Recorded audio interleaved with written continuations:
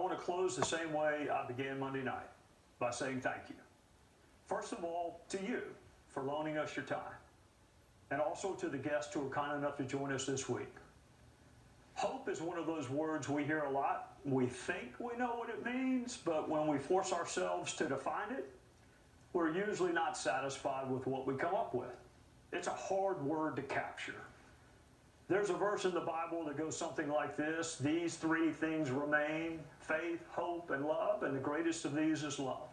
It is literally impossible to go to a wedding in South Carolina without hearing that verse. And the focus of that verse is love. Love is great, love wins, we all know that.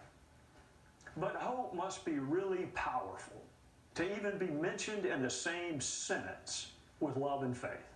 Only three things remain, and hope is one of them. So maybe I need to get better at hope. And it's hard. I'm a cynic.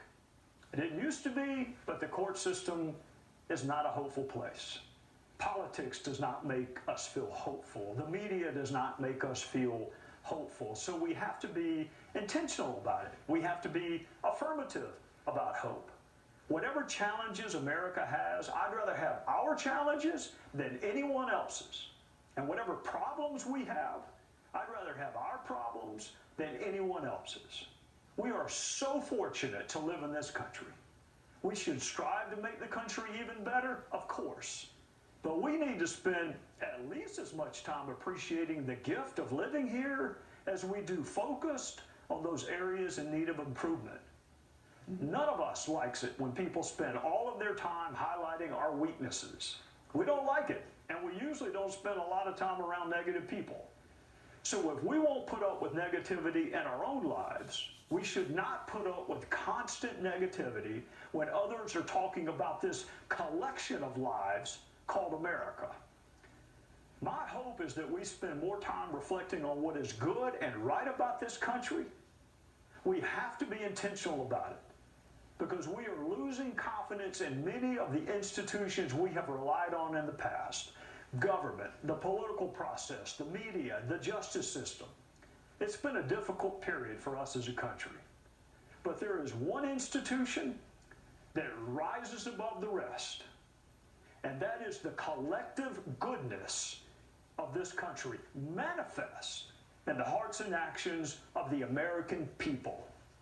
Most Americans are good, they're honest, they're kind, and that is what fuels my hope that we can emerge from this difficult period. We should put hope to the test, challenge hope, cross-examine hope. We should make sure we take the time to experience hope. And we should take the time to practice hope and then share it with others. The greatness of America is and always will be the goodness of the American people. That is the one institution that will never let you down. So as we say goodnight for the evening, it will not be with images of famous politicians or cabinet members. It will not be famous athletes or entertainers. We'll say goodnight with the most beautiful part of this country, the one institution that will never let you down. And that is you and people like you. The elementary school children in Chicago who threw a parade for police and first responders. The anonymous investor in Dallas who donated his stock profits to a local hospital.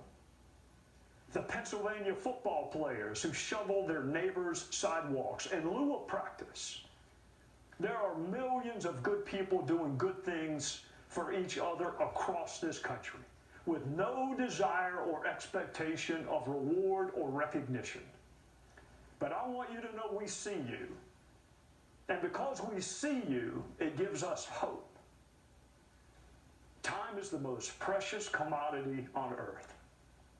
So thank you for sharing your time with us. Have a great evening.